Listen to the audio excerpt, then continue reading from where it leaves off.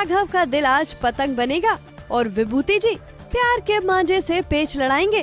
थपकी और बिहान की पतंग एक साथ प्यार के आसमान में उड़ेगी। पतंगबाजी में माहिर इन सितारों का एक अलग ही अंदाज आज आपको दिखाएंगे।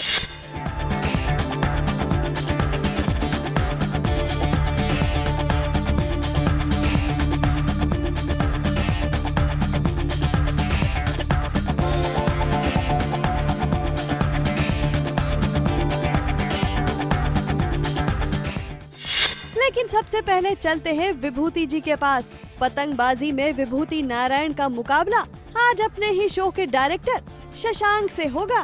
तो देखिए ये दिलचस्प मुकाबला।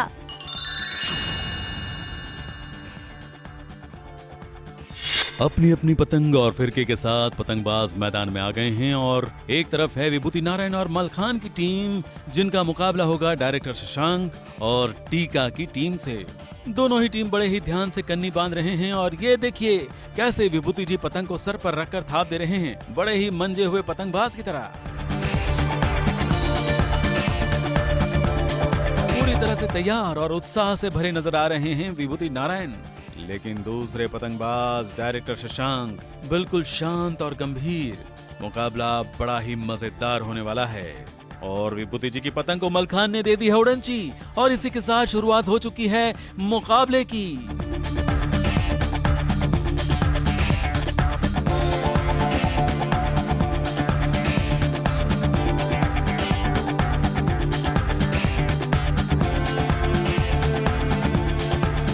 एक हाथ में फिरकी और एक हाथ में मांझे को लिए डायरेक्टर साहब भी है पूरी कोशिश में अपनी पतंग को ऊंचाइयों तक ले जाने की।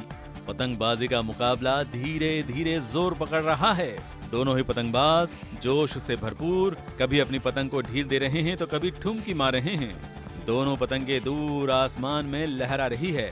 दोनों पतंगबाज अब एक दूसरे की पतंग को काटने की कोशिश में दांव पेच बड़े ही रोमांचक मोड़ पर। पूरी कोशिश इस मुकाबले को जीतने की, लेकिन अचानक विभूति जी ढील देने के बजाय घसीट लिया और इसी का फायदा मिला डायरेक्टर साहब को और हो गया काय पोछे। क्या हो गया है?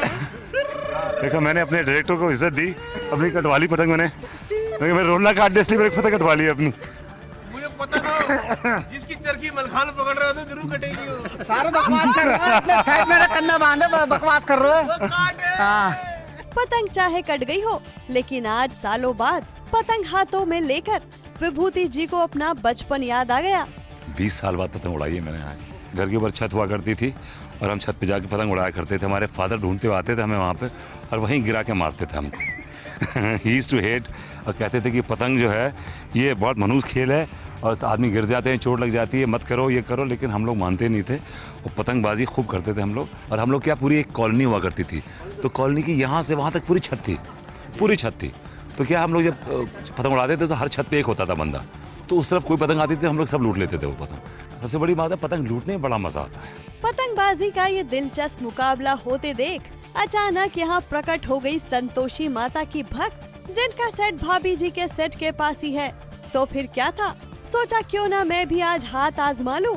लेकिन संतोषी का पतंग उड़ाने का स्टाइल सबसे अलग है।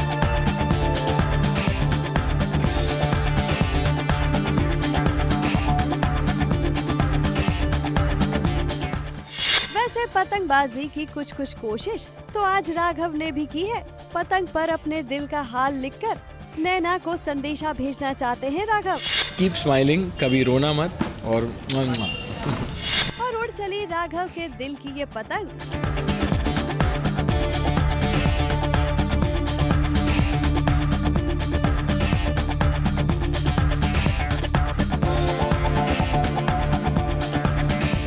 कुछ देर तो इस पतंग ने हवा में बातें की, लेकिन फिर अचानक गोता खाकर इस लैंप में जाकर अटक गई। Mission accomplished. हवा से पतंग सीधे मेरे हाथ में आई है। चलिए कोई बात नहीं राघव, कोशिश करते रहिए, आपकी ये पतंग भी उड़ेगी और नैना को आपके दिल का हाल भी पता लगेगा, बिल्कुल वैसे ही जैसे आज थपकी और बिहान को पतंग के जरिए एक दूसरे के दिल का हाल पता चला है। ये इशारा कर रहा है, ये इशारा कर रहा है, ये मेनली मकर संक्रांति का दिन 14 तारीख को इसीलिए आता है क्योंकि उस दिन जो धूप की किरणें होती हैं वो बहुत फायदेमंद होती हैं। ऐसा देखो क्या पता एक किसी बिहान के पास चली जाए और उसकी थपकी उसे मिल जाए।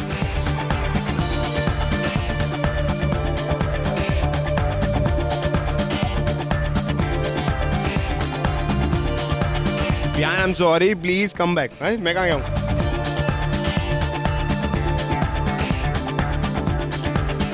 कौन लिखेगा तुझे ऐसे आई लव यू? अरे बिहान को यार, ये तो अपने रियल कैरेक्टर में जा रहा था।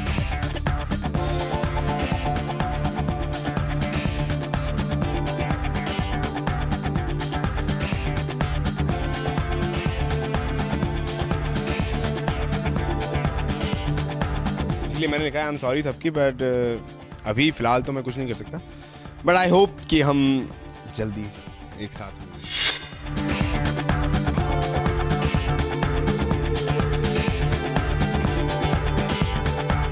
कलीम सलमानी के साथ सोमा वैद्यवस्थी, एबीपी न्यूज़, मुंबई।